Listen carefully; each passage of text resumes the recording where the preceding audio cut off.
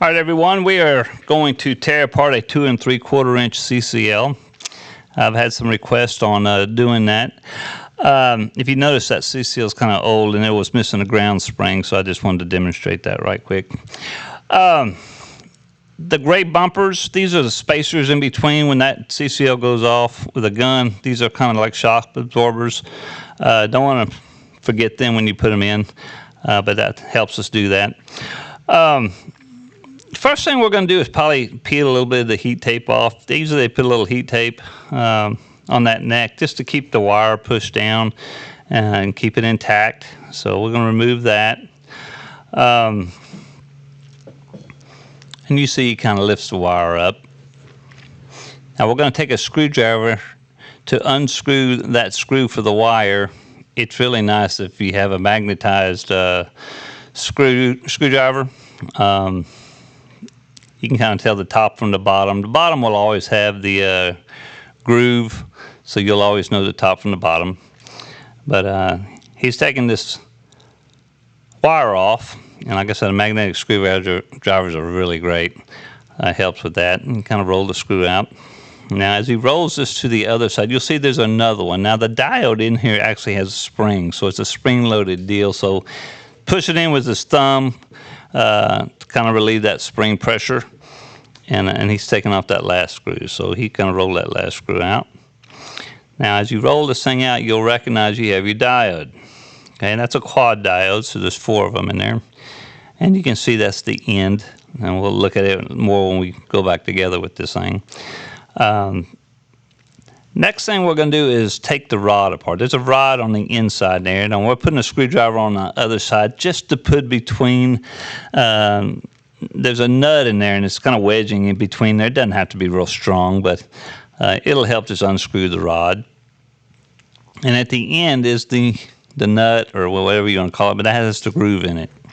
So we can pop the insulator out on that back side. You can recognize that's the insulator. We want to keep it nice and clean. That looks pretty good. And now what we have on the inside is a rod. Now what we want to do is make sure the wire is out of the groove, because you don't want it in the middle.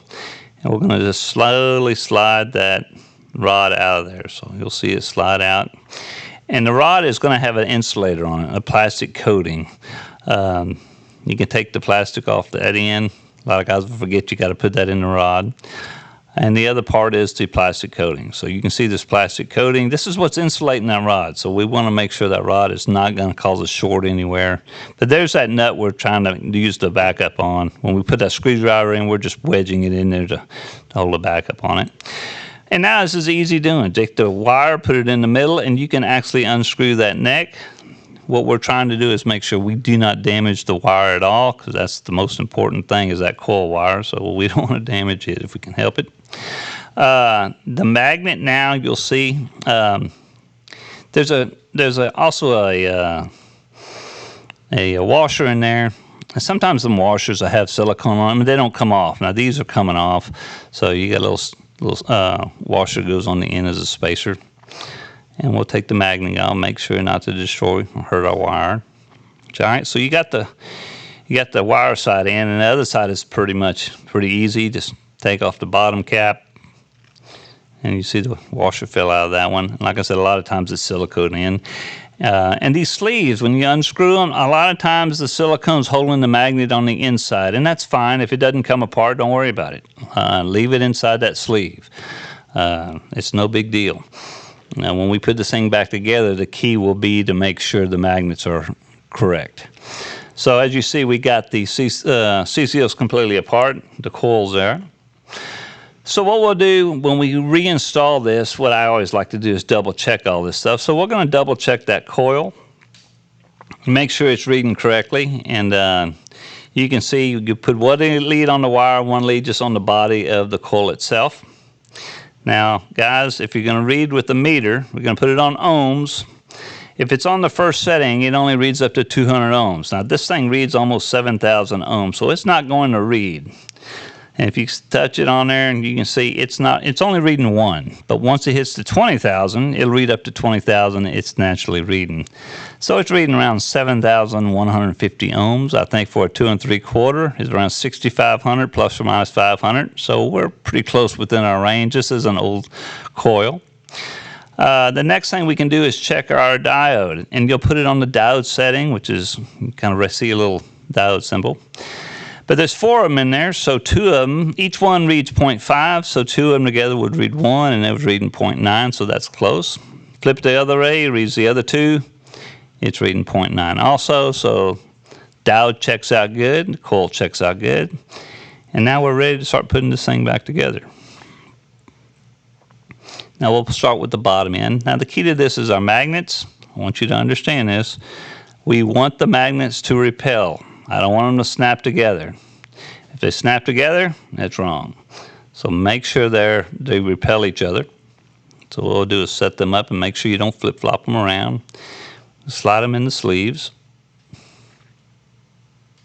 Okay. And we'll put the first one on. We're just going to screw that sleeve back on there. And guys, just get this stuff hand tight. Don't put a wrench on none of this stuff. You can go ahead and put in your washer. And if you want to go ahead and get your magnet on the other side, and that way we don't forget the polarities and make sure they're right. It's kind of hard to get that wire in with that magnet. So I just want to grab that in. Get that on there. And like I said, very, very careful with the wire. Make sure you don't spin the wire and the wire stays not spinning. Okay, so now that's correct, and you can go ahead and put the washer on that side. Hopefully it'll stay in there. Okay, so now we're going to take the bottom piece and screw it on there. I had a hard time getting this little booger to screw on there. I don't know why, but it just didn't want to screw on there. Threads didn't want to start.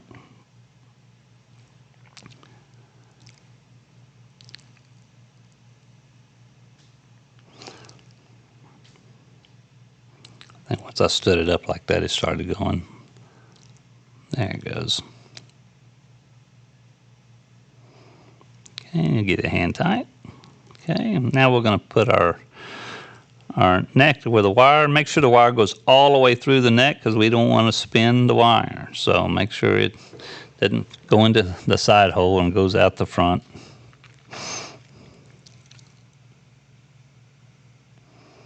Spin it tight. Make sure you don't spin the wire. Nice and tight. All right, so the CC is pretty much intact now. What we're going to do is put our rod back together. So take the wire back out. Grab our rod. We're going to put that rod through the plastic. Don't forget the insulator there. A lot of guys will forget to put it in the insulator. So it's got to go in the insulator first, and then slide the plastic covering over the rod, and you can slide everything back in.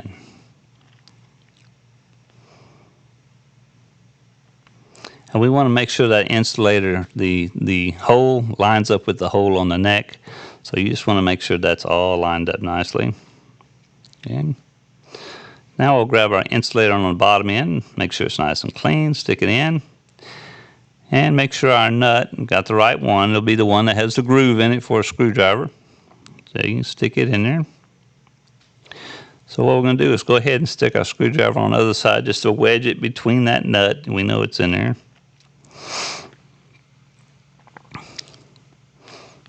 And we'll use another screwdriver just to get that rod tightened. And don't tighten it up a whole bunch. Understand this is just plastic we're tightening up, so don't get real aggressive with this.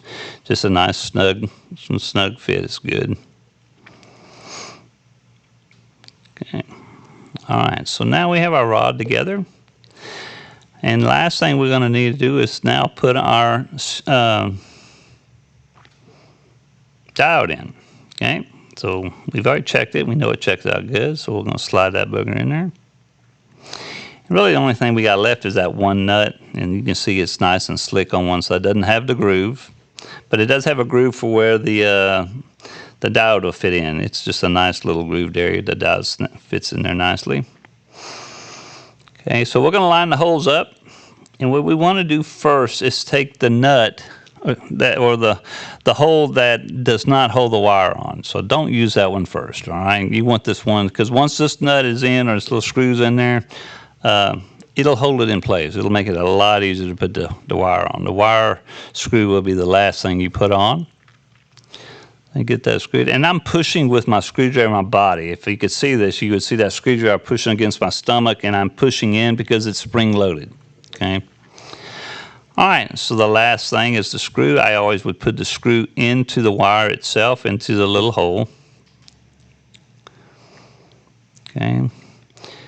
And this is probably the hardest part of rebuilding a CCL, is getting these wire and getting them started in the nut. And you see it's flipping, and it may take you a while. It happens.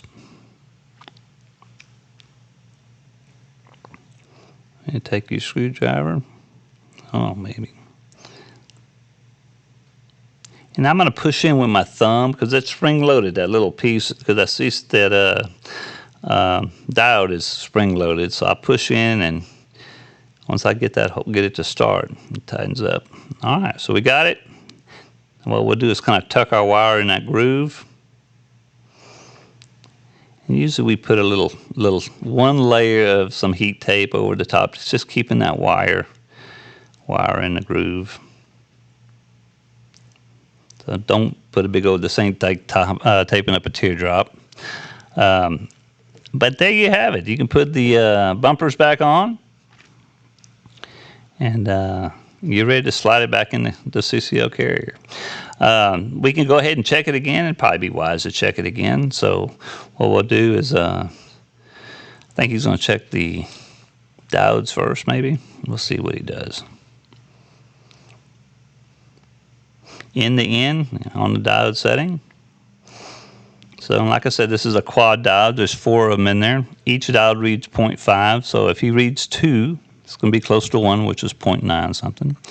Flip-flop the lead, you read the other 2, it is reading 0.9. That's good, so your diodes are still looking great. The coil, it's just from the top to the body. We got it set on 20K, and it's reading to 7,000 ohms, so that's good to go.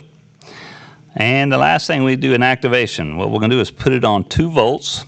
And what I always like to do is look for 1 volt. So what I'm going to do, and this is kind of hard because that magnet will really grab that screwdriver, but I'm looking for it to jump to 1. And if it jumps over to the 1, I know it makes nice voltage to be sent up whole. So in a nutshell, that's a CCL rebuild. Not too difficult. Guys, don't be scared to rebuild these things. Every time a gun goes off, it really knocks the heck out of that CCL. And these nuts loosen up, so don't play the game. It ain't broke, don't fix it. No, it's going to fail. So go ahead and get that stuff fixed. So anyway, hope this video helps. We'll talk to you later. All right, you just got through watching a clip from All Shots Fired. If you like what you see, join us. Look us up on YouTube, Facebook, and LinkedIn. Thanks for watching.